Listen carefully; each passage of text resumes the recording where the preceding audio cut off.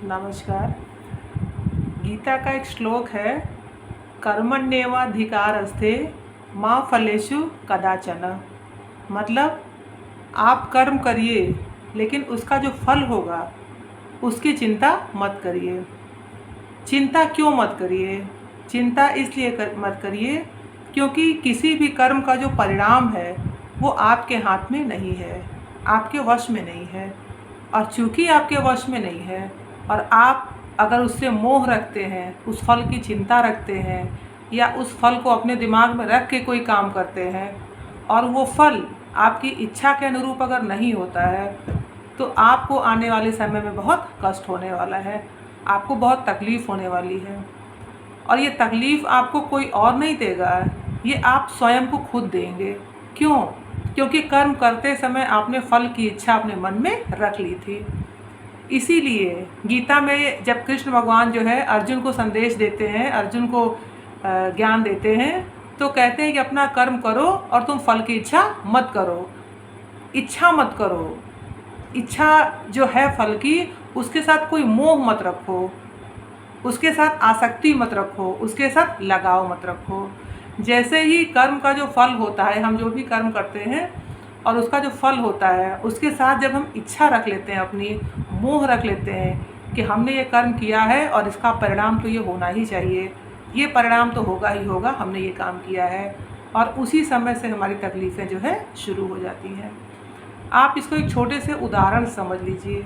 आप किसी छोटे से बच्चे को पढ़ाते हैं, खूब मन लगा के पढ़ाते हैं, उसको बार बार एक ही चीज़ को समझाते हैं, और जब आप उससे पूछते हैं उसी चीज़ को और वो जवाब नहीं देता है आपके हिसाब से, मतलब आपने जो इच्छा की थी कि हमने इतना समझा दिया है तो अब तो इसको अच्छे से समझ में आ गया होगा, और अगर वो उस हिसाब से आपको जवाब नहीं देता है तो आपको गुस्सा आता है, उस बच्चे को आप डांटते हैं, फटकारते हैं। आप एक बार भी ये नहीं सोचते कि आपकी उम्र और आपकी समझ जो है उस बच्चे से कई गुना ज़्यादा है। वो बच्चा आपकी समझाई हुई बातों को, आपके समझाए हुए ज्ञान को इतनी छोटी सी उम्र में इतनी जल्दी आपकी इच्छा के अनुसार कैसे समझ सकता है?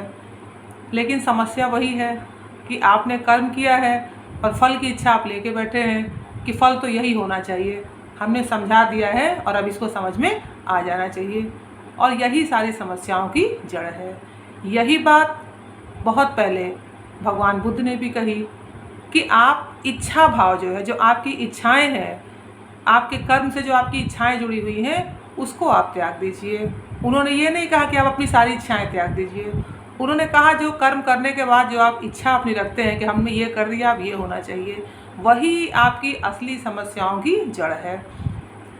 इच्छा जो है वो सिर्फ एक इच्छा है, वो पूरी होगी कि नहीं होगी ये आपके बस में नहीं है, और अगर पूरी नहीं होगी तो आपके अंदर बेचैनी होगी, आप बाहर भीतर बेचैन होकर टहलेंगे, दूसरों के ऊपर गुस्सा करेंगे, झपट्टा मारेंगे, झगड़ा करेंगे, घबराएंगे, परेशान होंगे और अपने आप को दुख देंगे।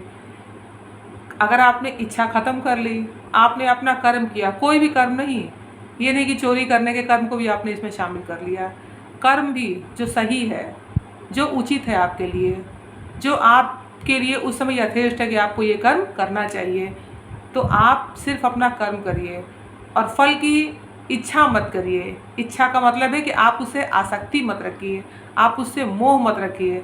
आप ये सोच के मत बैठ जाइए कि हमने ये कर्म कर दिया है तो अब इसका ये फल तो हमें मिलना ही चाहिए। अच्छा, कई जगह तो ये भी देखा गया है कि कई लोग कर्म करने से पहले ही फल की इच्छा रख लेते हैं। जैसे कई लोग भगवान को भी चुनौती देते हैं कि भगवान हमारा ये काम हो जाए तो हम इतने का प्रसाद चढ़ा देंगे। मतलब ऐसे लोगों के ऊपर तो बड़ी हंसी आती है और बड़ा आश्चर्य होता है कि वो ये समझते हैं कि भगवान भी जो है उनकी इच्छा के गुलाम हैं, कि वो जो कह देंगे, अपना पहले काम करवा देंगे। उनको विश्वास जरा भी नहीं है, वो पहले अपना काम करवाएंगे और देखेंगे काम हो गया कि नहीं हो गया, उसके बाद वो उसके अनुसार जाकर के प्रसाद चढ़ाएंगे। लेकिन ऐसे लोग भी अपने आप को बहुत पुजारी समझते हैं, बहुत भक्त समझते हैं, और उनको ज़रा भी नहीं पता है कि ईश्वर की जो परिकल्पना है वो कितनी बड़ी है। जो सबको देने वाला है, जो सबको सब कुछ देता है, उसको आपके ज़रा से प्रसाद से क्या फ़र्क पड़ना है।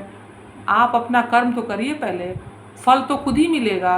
अगर आपका कर्म सही हुआ तो फल भी आपको सही ही मिलेगा।